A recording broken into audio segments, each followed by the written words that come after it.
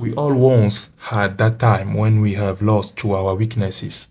That moment when you just betray all your resolutions, when you just fall for your addiction, bad habits, whatever it is. So, why we humans always struggle to abandon some habits in our life even if we know that it is harmful to us? Why is it so hard for us to be disciplined? Is everything revolve around the willpower? Do we just need to say no to bad habits to change? It is not so simple like that. We just forgot that even if human being is something above other species, and its definition is something complex, we can't just escape the alchemy of our brain, and that we need time to wrap all the bad things up, to leave room to the new ones. For the basic definition, people will say that bad habits and addiction are repetition, but isn't one who is repeating a bad process aware of it? Here is Dr. Nora Volkow. She is the director of the National Institute on Drug Abuse at the National Institute of Health.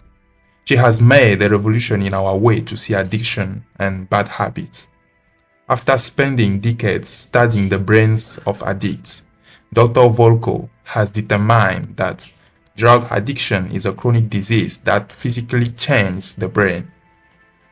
For the precision, drug includes illegal substance, food, game, social media. We know that drug addiction is a chronic disease. Drugs change the brain, physically change it, and those changes are very long lasting and persist for a long period of time after the person stops taking the drug. We know that dopamine plays an important role for us. Dopamine is not something bad at first. It is essential for our evolution and survival. Basically, the dopamine affects our brain by rewarding it with good feeling. The thing is, bad habits, even if we know they are harmful to us, make us feel good and comfortable. And what happens is that the more we repeat the process of doing what makes us feel good, more dopamine is released, and more we want to repeat the process until it hits a peak. Then, the peak is reached. We can't feel better than that. So why do we continue? Well, it is because now we are doing it to feel normal. Dopamine so happens to be one of the main chemicals regulating pleasure centers in the brain, and as such, it's therefore the mechanism by which nature motivates our behavior.